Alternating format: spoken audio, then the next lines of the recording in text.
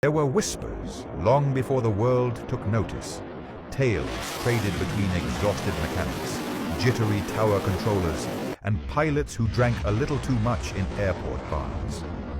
Whispers of planes that should not fly, of things that howled above the clouds when no flights were scheduled.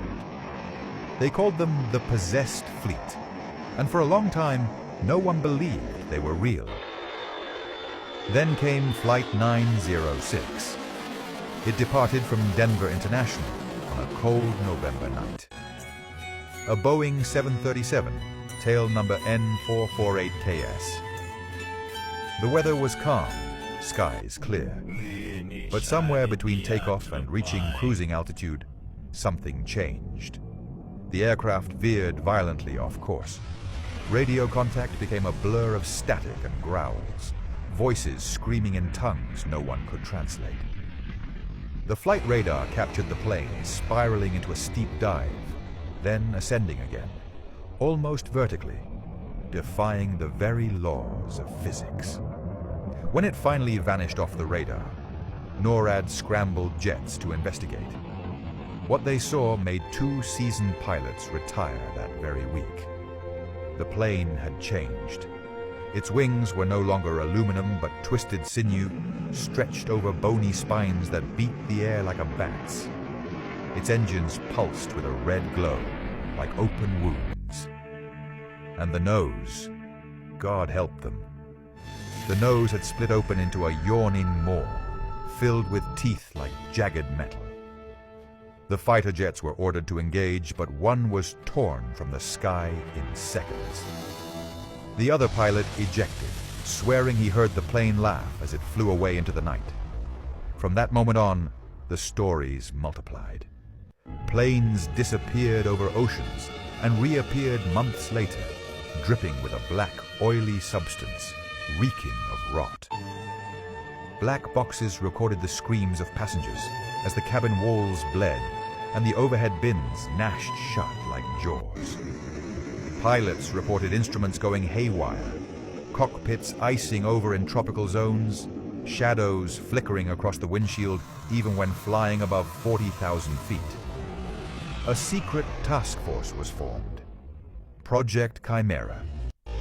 They dug deep into classified archives, unearthing tales from as far back as the Second World War.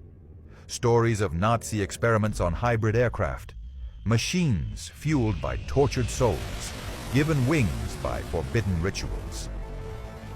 The Soviets had tried their hand too, in the icy wastes of Siberia. None of them succeeded, or so they believed. But something woke them up. A cracked hangar door in the Nevada desert.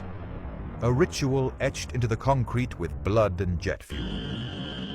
A sleeping thing, older than man, waiting inside the shell of a rusted B-52. It stirred, and it remembered what it was. It wasn't long before entire air fleets began to change.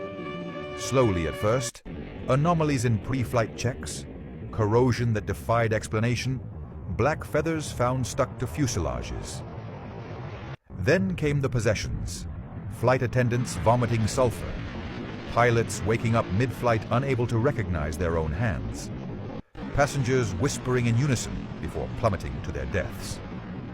Project Chimera issued its final warning. Do not fly at night.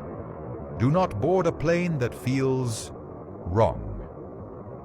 And if you hear the engines scream like something in pain, get out. But the airlines didn't listen. Too much money to lose. Too many secrets to protect.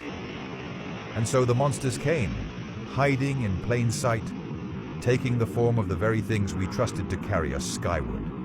They are not planes. They are predators. They do not crash. They feed. And the skies are theirs now. So next time you board a plane and feel a tremor beneath your feet, if the cabin lights flicker, if the wings seem to move when they shouldn't, if the engines growl instead of roar, pray. Because you may not be flying on an aircraft at all. You may be inside one of them.